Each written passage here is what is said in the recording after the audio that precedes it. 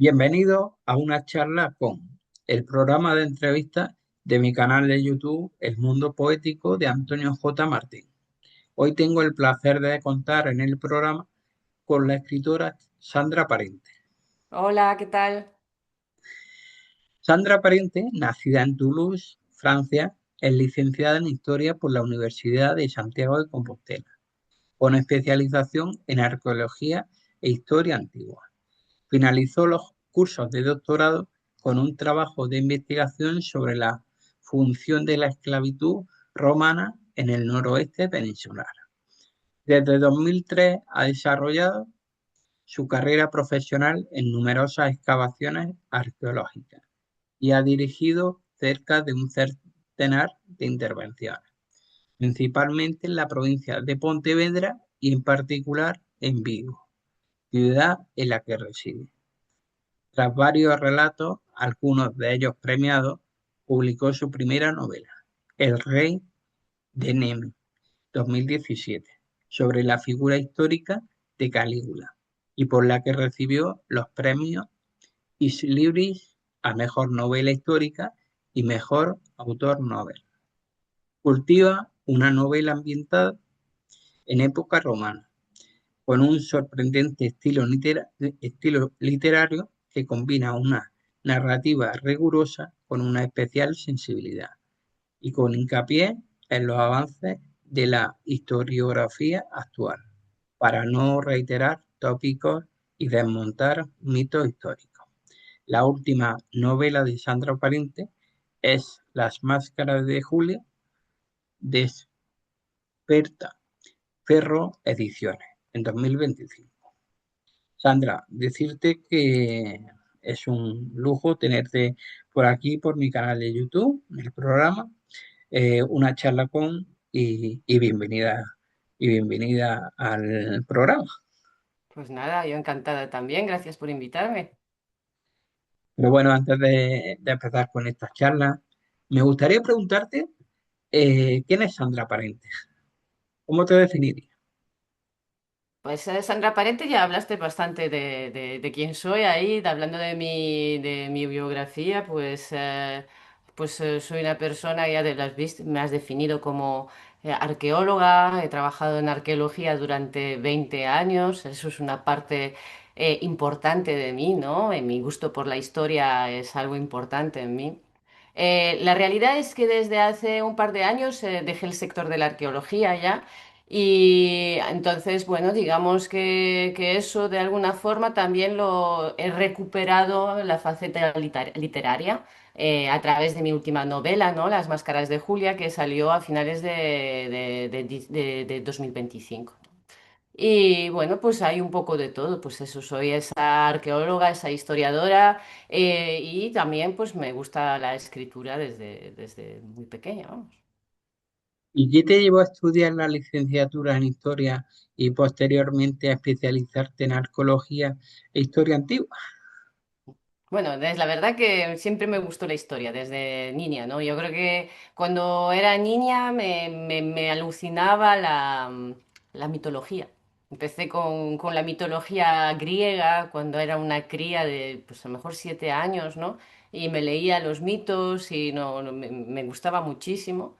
Y a partir de ahí empiezas a tirar del hilo y ya me gustaba el mundo antiguo y bueno, pues cuando llego a la universidad, la realidad que como me crié en Francia, lo más sencillo, más fácil, era hacer un poquito de trampa, ya que me había venido a España y estudiar trampa entre comillas y estudiar francés, una filología francesa, ¿no? Era lo que me decía todo el mundo, estudia filología francesa. Y no tenía ganas. Yo que estudié historia, ¿no? Bueno, pues, o traducción me decían también. Estudié historia y es una cuestión vocacional, ¿no? Es por eso. Claro, porque a ti te dirían, tienes una ventaja por el hecho de haber nacido en Francia, ¿no? Claro, por haber nacido en Francia, haberme criado ahí hasta los 18 años. No soy hija de emigrantes gallegos al Sí, final. sí, Por sí. eso hablo bien español también desde pequeña. Quiero decir, soy bilingüe desde pequeña. Claro, es por eso. ¿Y en qué momento se despertó en ti la pasión por la escritura? Eso también es algo de niña ya. Quiero decir, Siempre lo cuento así. Una vez sacaron un titular en un periódico que hasta sentí un poco de vergüenza porque me llamaron la niña de la máquina de escribir o algo así, ponía aquel titular. Pero es verdad que de niña mi madre pues se dedicaba pues a la mecanografía, es secretaria de una empresa familiar, ¿no? Y luego pues yo me ponía con la máquina de escribir de mi madre, porque no era un ordenador, era una máquina de escribir. Y me gustaba aquello de ponerme a escribir con aquella Olivetti y escucharlo, el Sí. pluk, pluk. Y me acuerdo de así lo primero de escribir relatos de mitología, como te decía antes, que me gustaba la mitología. Incluso lo primero que escribí también fue un relato histórico. Así que ya la cosa tiraba por ahí desde muy pequeñita, ¿no? Luego escribí poesía, creo que pasé por todas las fases que se pasan normalmente con la adolescencia, que te torturas mucho, ¿no? Pues evidentemente tuve la fase poeta. Y luego, pues, tardé años, la verdad. Empecé con relatos y finalmente, pues, llevo la novela. ¿Podrías contar alguna anécdota eh, que te haya sucedido como escritor? Pues la verdad, como escritora no es que tenga yo muchas anécdotas de escritora, la verdad. No sé, lo más así. A ver, a mí me hizo mucha ilusión este año, cuando salió la novela, ir al Museo Arqueológico Nacional, ver ahí la novela en el Museo Arqueológico Nacional y ver a una persona que justo estaba comprándola delante mía. He de decir que eso ya fue como para redondearlo. Y dije, qué pasada. Eso fue un Ya, momento muy agradable. ya solo le faltó que te la recomendaran. Que alguien Y me lo verás, recomendara a mí. y ya verás, si no, no, si la conozco, la conozco. Sí, sí, sí, sí. Pero bueno, sí, la verdad que eso sería ese momento, ¿no? O ese momento, y este año bueno, con mi madre le regalé un viaje, que fuimos juntas y fuimos hasta Madrid. Y fuimos a ver el clásico, porque mi madre es muy del Real Madrid, yo no. Sí, sí. Conseguí unas entradas, vamos, y fuimos las dos. Entonces yo estaba ahí por Madrid, fuimos a la Casa del Libro y eso también, verlo en la Casa del Libro, en Gran Vía, en Madrid, también me hizo mucha ilusión. Es otro de esos momentos que dije, wow, qué chulo. Es que eso no sucede siempre. Sí, en la mesa de novedades en Gran Vía, en Madrid, pues la verdad que sí, la verdad que ese momento me hizo mucha ilusión. ¿Qué supuso para ti la publicación de tu ópera prima El Rey de Nemi en 2017? Pues es un inicio. Es el primer escalafón, ¿no? Sobre el que construir, ir poco a poco. También te digo, pasaron muchos años, es lo que te decía antes. La verdad es que estaba con la arqueología, estaba muy, muy, muy, muy, digamos, metida dentro de la profesión Claro. y no me daba tiempo a escribir. Entonces, bueno, pues es verdad que el rey del Nemi, pues escribí Nemi y después tardé muchos años en escribir mi segunda novela. Y hasta que no dejé la arqueología, empecé a dedicarme a otra cosa que a lo mejor era menos demandante o me dejaba algo más de tiempo, pues no pude escribir mi segunda novela, ¿no? ¿Fue un título que tenías claro de primer momento o fue de lo último que pusiste a la novia? En esta novela, en El Rey de Nemi, ese título surgió mientras escribía. Con las máscaras de Julián me pasó así. Pero este sí, es la novela que te llama. A veces, mientras escribe, la novela te llama para decirte, este va a ser mi título, ¿no? Y este fue el título del Rey de Nemi. Le llamó, porque es una escena dentro de la novela donde Calígula le habla a su hermana y le cuenta Calígula en el lago de Nemi, pues tenía toda una serie de barcos, bueno, y le cuenta en su juventud una leyenda que existe, que la recoge un antropólogo que se llama Fraser en un libro que se llama La Rama Dorada, que es sobre el rey de Nemi, ¿no? Que se suponía que había que asesinarlo, coger una rama dorada para erigirse como el nuevo rey de Nemi y que siempre el rey de Nemi estaba en riesgo. Y era una metáfora un poco sobre la situación que puede vivir un emperador en Roma, ¿no? Entonces, bueno, pues como esa escena aparece en la novela donde Calígula le cuenta esa leyenda a su hermana, pues luego es una metáfora que va apareciendo más veces, pues parecía como que la novela llamaba para llamarse así, ¿no? Con las máscaras de Julia, aunque sea una metáfora que aparece mucho, he de decirlo, aparece mucho, sin embargo, no sé, con eso no anduve yo tan fina. La novela, mientras la escribía, me llamaba a llamarse de otra forma, que era El juego de ladrones. Pero el juego de ladrones es un nombre que a mí desde el principio me suena más a fantasía. Pues que van a haber goblins o hobbits y tendrán que luchar contra Smoke, el dragón, para robarle un tesoro, ¿no? Me sonaba más a una cosa así. Entonces, pues decían, no, pues no va a ser el título ese. Y la verdad que con mi editor lo hablamos un montón de veces. Y hasta que al final salió, pero vamos, se fue como un parto, ¿eh? El Sí, título sí. estaba terminada, la novela terminadísima, terminada de editar y seguimos y seguimos. Hay pruebas hay pruebas de portada con otros nombres, ¿eh? O sea, sí, costó. ¿Y pensaste en algún momento que pudiese llegar a gustar tanto la novela? Bueno, la verdad es que estoy contenta con el resultado de la novela, no sé si pensarlo, pero siempre se sueña, por un lado, ¿eh? Por soñar no pierdes nada, pues la vida es sueña, pero bueno, la verdad es que agrada que la novela guste, ¿eh? Desde luego que sí. Sí, sí, sí. ¿Y cómo recibiste la noticia de ser la ganadora de los premios Is Libris a mejor novela histórica y mejor autor novel?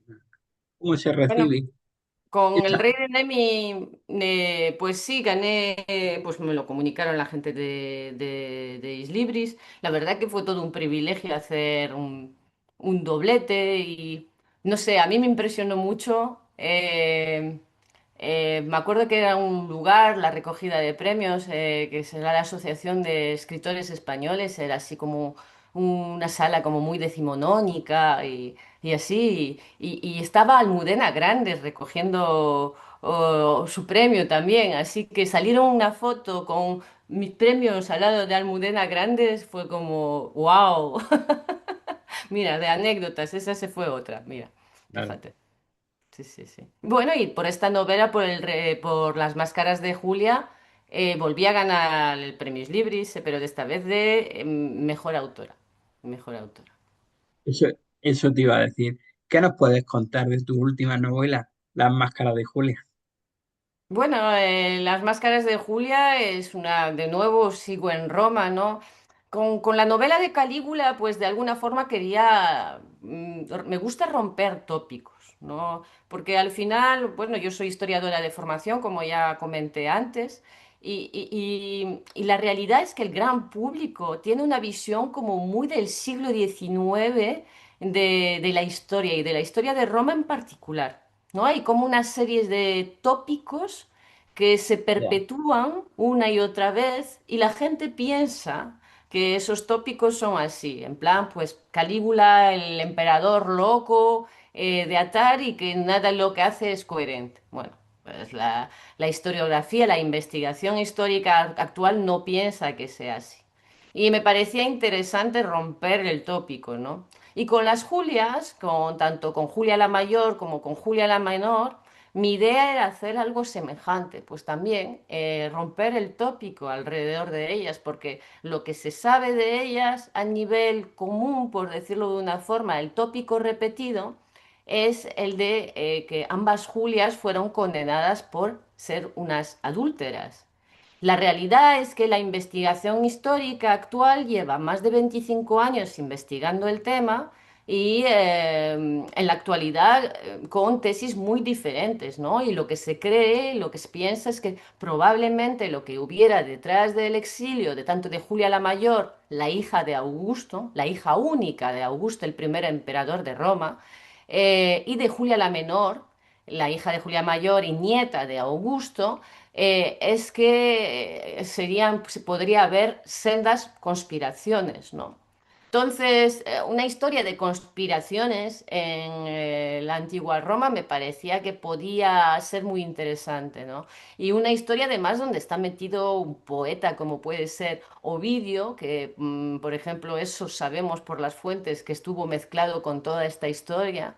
Entonces me pareció interesante hacer aquí una historia un poco de, también de investigación, hay un poco de Sí, thriller en esta historia de investigación en el sentido de que tenemos a Julia la Menor investigando acerca de la historia de su madre Julia la Mayor para ver lo que ha ocurrido. Y vamos reconstruyendo un poco como en una novela claro. policíaca, por decirlo de una forma, los hechos referentes a la vida de Julia la Mayor. Y como muchas veces en policíaca se desarrolla a dos tiempos, ¿no?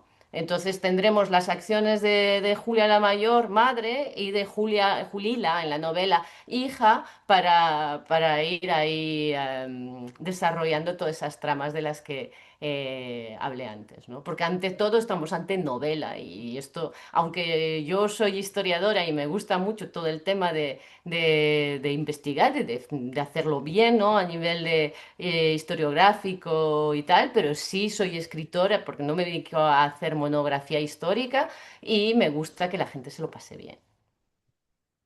Yo te pregunto, ¿cuáles son los mitos e ideas falsas más comunes en los que se suele caer al escribir novela histórica? Porque se sigue cayendo todavía en muchos mitos y al escribir novela histórica.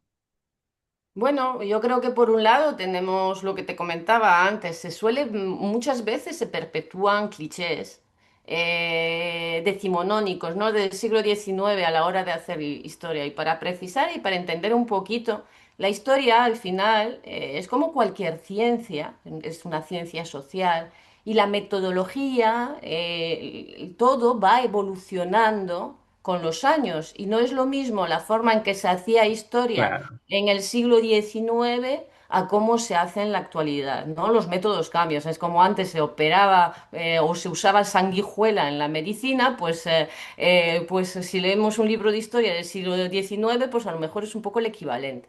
Entonces siempre hay que tomar esos libros de historia, esa forma de hacer historia con pinzas con respecto a lo que se hace en la actualidad, ¿no? Y pasa que en el siglo XIX estaban como muy apegados a la fuente antigua, como que lo que nos contaban los antiguos eran como una verdad casi absoluta. Y sin embargo, de por media, en todo este tiempo que ha pasado desde el siglo XIX, los historiadores se han planteado que a lo mejor las fuentes, lo que a nosotros nos llegó de la antigüedad, hay que ponerlo en duda porque estaba escritos con intereses, ¿no? Había la gente, es como hoy en día cuando lees un periódico y te planteas, ese periódico, vamos a hablar de fútbol para no meternos en política, ¿vale? Pues si tú lees el Sport y eres del Real Madrid, pues bien, no van a hablar del Real Madrid. Lo mismo ocurre si lees el mundo el AS y te hablan del Barça. Pues es exactamente la misma historia. Pues eso pasa en política, lo sabemos todos, con diferentes periódicos. Pues pasaba con las fuentes en la antigüedad. Es exactamente lo mismo, ¿no? Y algunos, por ejemplo, emperadores, o en este caso vamos a hablar de Julia la Mayor y Julia la Menor, pues lo que nos llegó de ellas nos llegó a través del filtro de quienes las condenaron. claro. Entonces, bueno, a lo mejor hay que poner en tela de juicio algunas cosas. Y en historia, pues hoy en día se hacen esas cosas. Sin embargo, se siguen perpetuando muchas veces lo mismo que se pensaba en el siglo XIX. Por ejemplo, con Calígula, ¿no? Yo he leído novelas históricas de Calígula donde se perpetúa esa imagen muy apegada a las fuentes. Vamos a poner un gran libro, es una novela fantástica. Para mí, una de las novelas que más me marcó. Yo, Claudio. Yo, Claudia es fantástica, a nivel literario es fantástico, pero a nivel histórico hay que tener en cuenta que fue escrita en los años 30 del siglo pasado. Tiene casi un siglo. Y la historia desde entonces a... ¡Buf! Yo, Claudia tiene una forma de enfocar la historia de la familia Julio Claudia muy del siglo XIX. Repito, Yo, Claudia es fantástica, ¿vale? Pero a nivel histórico pasa eso. Entonces, desde el Yo, Claudio a la actualidad, pues hay muchas visiones sobre los personajes que abordan que han cambiado un montón. Y creo Sí, sí, que desde la novela histórica en la actualidad estaría bien que más de 150 años de academia, de investigación histórica y los cambios de respecto a las diferentes visiones que podemos tener se vean reflejados, ¿no? Yo creo efectivamente. que eso es muy interesante, ¿no? Además, lo que tú dices, se han hecho muchas investigaciones y las cosas no eran tan literales como aparecía. Exactamente, ¿no? Exactamente. Y bueno, yo después si me preguntas sobre qué cosas Sí, que creo que no se deberían o que a veces se hace, yo creo que después a veces hay que frenarse. Puedes investigar muchísimo mientras te documentas para hacer una novela, pero no estás obligado a verter absolutamente todo, revertir absolutamente todo en la novela. Quiero decir, todo lo que vayas a poner tiene que tener un sentido. claro. Y no poner por poner, porque si no vas a sacar al lector, ¿no? De la emoción que es una novela, porque al final ¿Tú es crees, eso, novela. claro, ¿tú crees que las series y las películas le ha pasado lo mismo también? Con respecto a los tópicos, sí, a veces sí. Sí, sí, es así. A veces tenemos unos tópicos que se reiteran, ¿no? Pero bueno, veremos en el futuro, ¿no? Poco a poco, pero va cambiando. Poco a poco Claro. va cambiando. Quería preguntar ahora sobre tus gustos. ¿Cuál es tu autor o autora y tu libro preferido? Bueno, yo no tengo hablar de autor favorito o libro favorito. Te podría decir libro favorito porque tenía 15 años y sabes, cuando tienes 15 años ¿Qué hay una marca? lectura de los 15 que te va a marcar para siempre y para toda tu vida, ¿no? Y este es un libro de ciencia ficción de un autor francés que se llama René Barjavel, Barjavel escrito en español, que se llama La Noche de los Tiempos, ¿no? A mí ese libro me marcó profundamente cuando tenía 15 años. Eh, no sé, creo que la última vez que lo leí debía tener 25. Tendría que volver a leerlo, pero lo he leído un montón de veces. Me gusta de todo. Hay un montón de cosas que me gustan. Yo qué sé, no me avergüenzo de decir que a mí me ha gustado mucho leer Harry Potter y me he leído un montón de veces Harry Potter. Me he leído El Señor de los Anillos, me he leído desde fantasía a policíaca de todo. Al final creo que es histórica también, quiero decir, o como le llamo yo qué sé, distopías. Sí, O cuestiones sin género, ¿no? También, yo qué sé, a mí últimamente, bueno, una librera que hay aquí en Vigo, que es Elena de Vigo de Papel, he descubierto a Amélie Nothomb, que es una autora, bueno, belga, escribe en francés. Y me encanta. No podría decirte el sí, género que sí. tiene, pero bueno, pues ahí lo tienes, ¿no? Pero por leer ahora, por ejemplo, estoy leyendo histórica, ¿no? Estoy leyendo a Rodrigo Costoya, un compañero.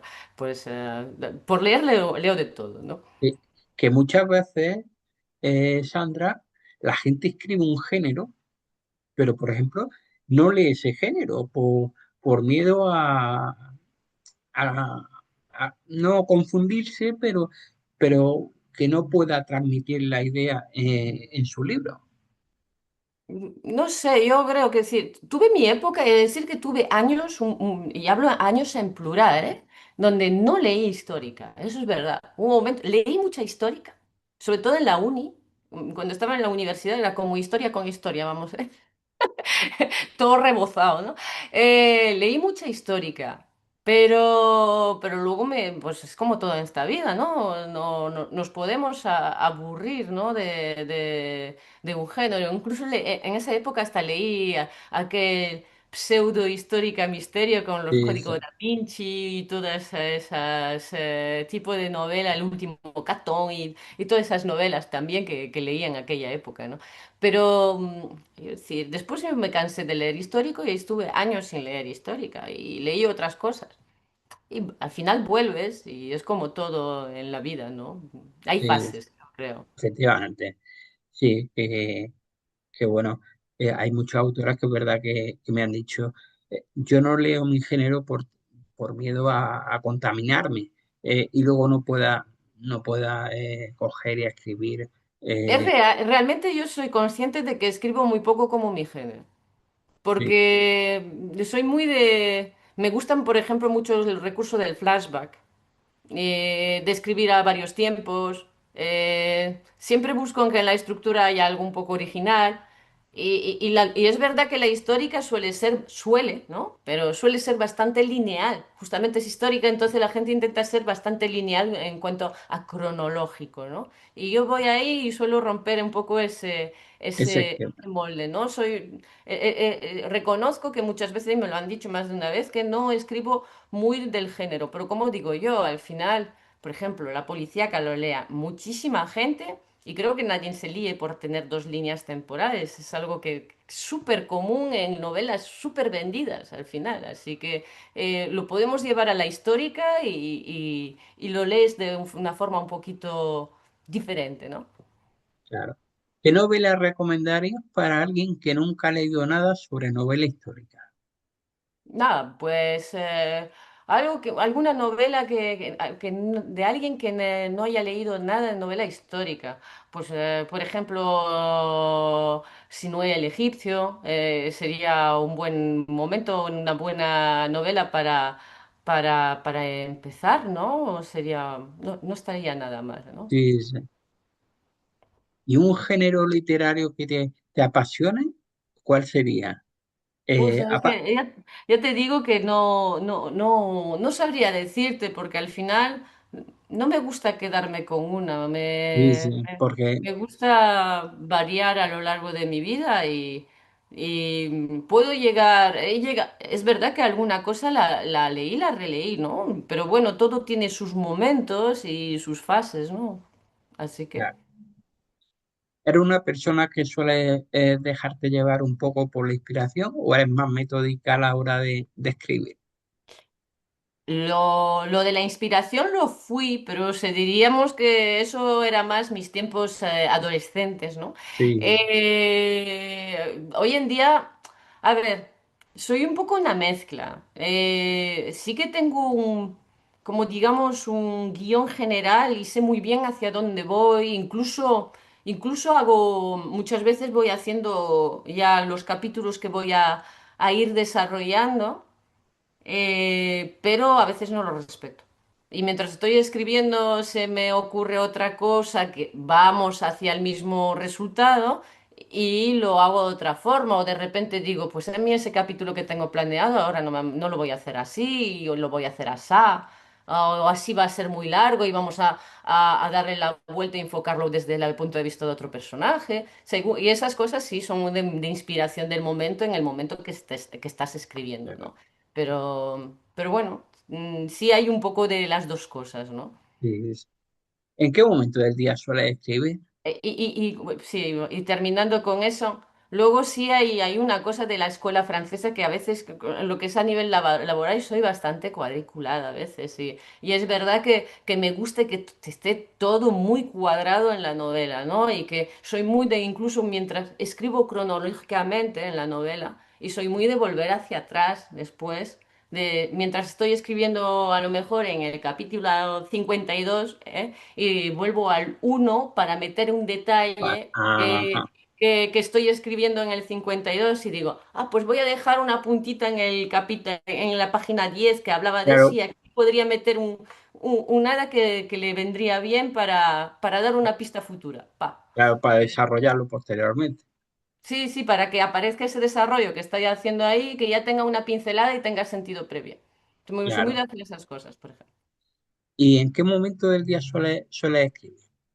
Bueno, antes era muy ave nocturna, ¿no? Tengo una cierta tendencia fácil y natural a, a quedarme despierta por las noches. Tengo cierta facilidad con eso. Pero reconozco que con los años me he ido, estoy menos asilvestrada y me voy haciendo una persona de bien y escribo pues a horas más coherentes, ¿no? De lo que está bien. Al final, mira, hoy en día además mi trabajo me permite organizarme yo. Entonces, a veces escribo por la mañana y luego trabajo por la tarde y tarde-noche, ¿sabes? Me voy organizando yo mi tiempo y según, pues a veces tengo mis épocas, mi momento de decir, pues prefiero escribir por las mañanas, a primera hora, pero Claro. otras más por la noche, ¿sabes? Así que va un poco variando. Y cuando escriben tu novela, ¿en qué sueles documentarte más? Pues un poco de todo, quiero decir, me gusta acudir a la fuente primaria, bueno, fuentes primarias, que esto es un... A las fuentes antiguas, vamos a dejarlo así, a las fuentes antiguas y me gusta también leer pues bibliografía Claro, contemporánea y hacerme una idea del trabajo de lo que piensan los historiadores actuales. Me gusta mucho acudir a artículos de universitarios que son más breves y sobre determinadas cosas, ¿no? Luego soy un poco friki, como me dediqué a la arqueología durante 20 años, pues considero esencial que a nadie más le va a importar, si sea acaso alguna compañero o compañero de trabajo, que la forma del vaso que esté describiendo es como un TOC, ¿no? Tiene que ser sí, correcta, ¿no? Arqueológicamente tiene que cuadrar cronológicamente, no claro, voy a poner una forma de, de Tien- sigilata sudgálica en un momento que no es adecuado, ¿no? Eso claro, sí, te dio un poco de ahí el toque profesional. Entonces, después soy muy de, supongo que le pasa a todo el mundo, después soy muy de, mientras estás escribiendo, tienes la información previa y después la tontería que te surge mientras escribes, ¿no?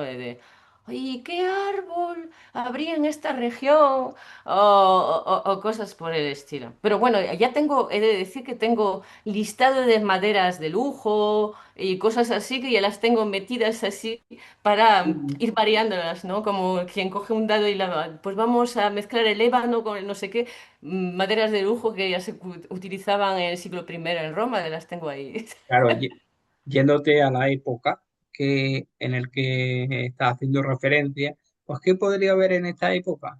Pues voy a coger, investigo un poco, ¿no? Sí, no, y claro, es como, y esto, hago una escena en un mercado y de repente es que te sorprendes la cantidad de alimentos que no habían llegado en el siglo primero, me refiero, es muy fácil meter la pata, ¿eh? Porque Sí, dices, si la zanahoria no había llegado, y que si no era naranja, y que y es un tiempo, y pierdes tiempo. No te das cuenta el tiempo que pierdes de repente cuando empiezas a mirar cuándo se introdujo cada alimento. Sí, sí, sí, sobre, digo, tengo que encontrar tres y que los tres estén bien, ¿no? Y después te vas a las recetas de Apicio, o yo qué sé, vas sobre todo buscando. porque en otros géneros tú puedes coger y puedes meter o detalles que, bueno, pongamos fantasía, pues dices, mira, puedes meter estos detalles que, bueno, me los puedes sacar un poco de la manga. Pero claro, cuando estás hablando de histórica, pues tienes que ser fehaciente con lo que era esa época concretamente. Tienes que ser sobre todo, bueno, ahí hay un debate, hay gente que te dirá que no es tan importante, a mí yo intento que sí, ¿no? Y sobre todo ser verosímil, ¿no? Porque al final yo le llamo el velo de la verosimilitud, ¿no? Por decirlo de una forma. Que quien te lea, porque evidentemente novela está rellenando huecos, ¿no? Tú tienes cuestiones ahí que sabes que hay una serie de ítems, por decirlo de una forma, que tienes que ir cumpliendo, ¿no? Digo, voy a hacer esta trama pasando por aquí, por aquí, por aquí, por aquí, porque eso es lo que yo sé. Y voy a intentar que eso aparezca, evidentemente, porque yo eso sí lo sé. Sé que eso debió ser así. Y pero luego tengo toda una serie de huecos que tengo que ir rellenando, ¿no? Entonces, al final, esos huecos que rellenas tienes que ser ante todo verosímil. Que lo que escribes sea creíble para el lector, que el lector te crea, se crea realmente el contexto histórico y lo que está leyendo, ¿no? Eso es lo más importante. Evidentemente, después hay una cuestión, la verosimilitud. Ese creer cambia según quién es el lector. Siendo francos, no es lo mismo que alguien que no ha estudiado nada de, por ejemplo, de historia de Roma, lea algo que otra persona que me encuentre con una profesora de universidad y que me esté leyendo. Claro, Pues no es lo mismo a mí cuando, cuando compañeros me dicen que les ha gustado o que te llaman de museos, no sé qué, porque les ha gustado la novela y dices, bueno, ese que esa barrera de la verosimilitud aguanta el envite, ¿no? sí, sí.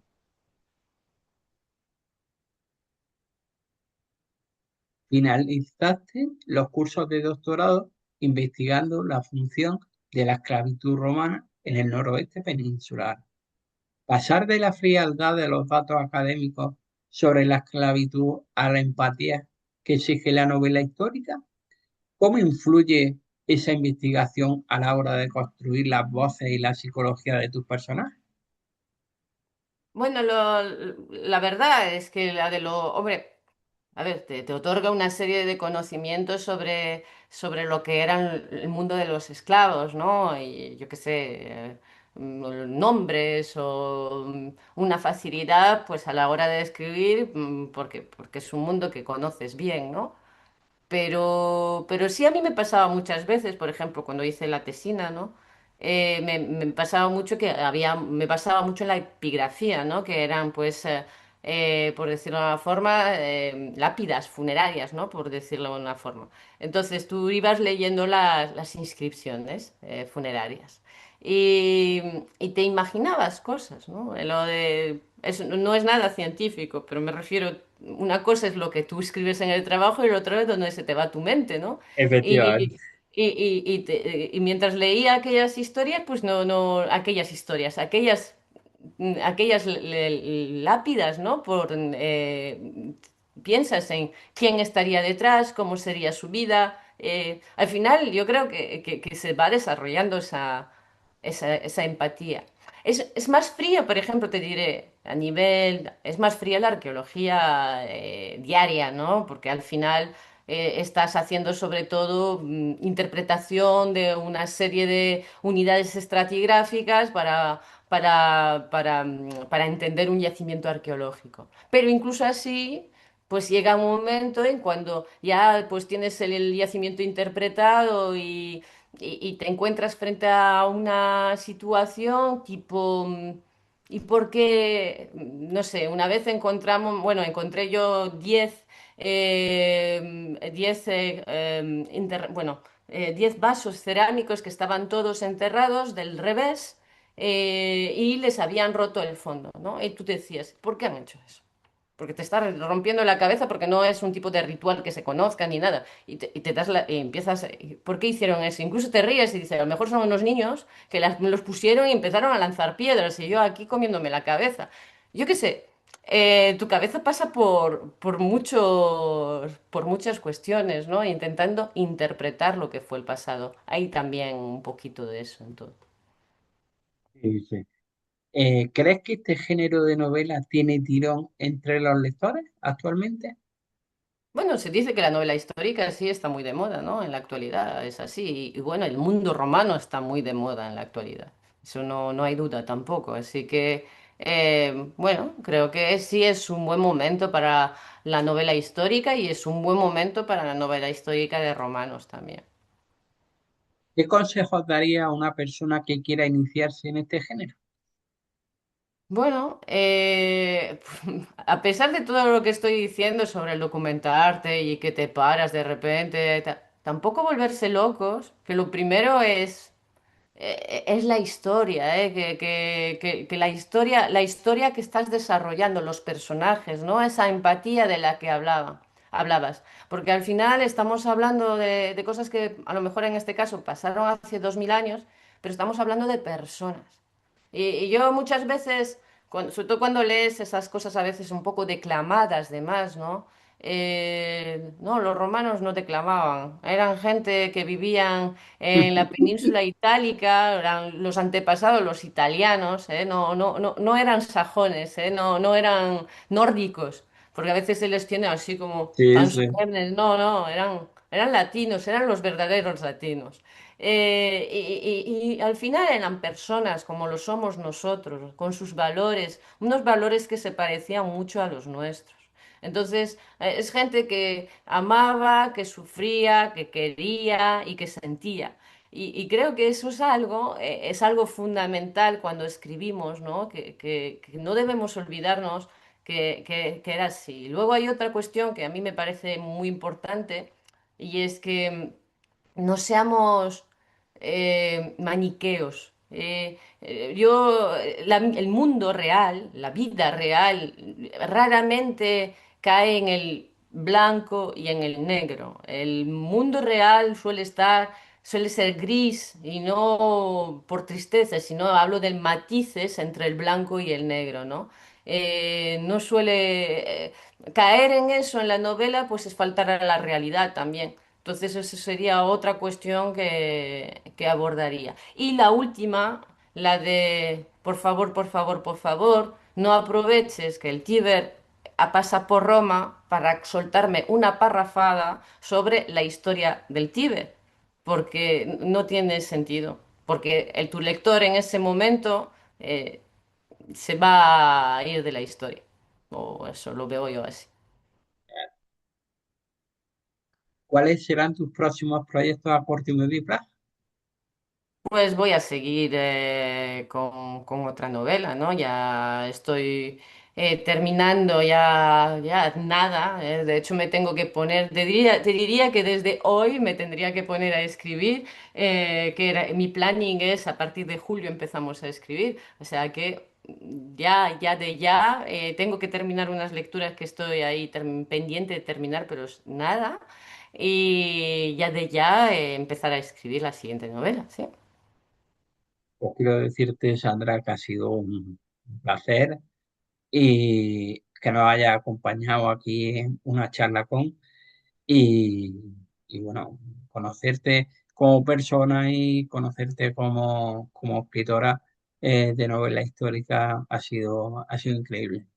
Y sobre todo decirte que me alegro muchísimo por el éxito que estás obteniendo tanto por la primera como por la segunda novela histórica, porque eso ya dice mucho de lo bien que escribes.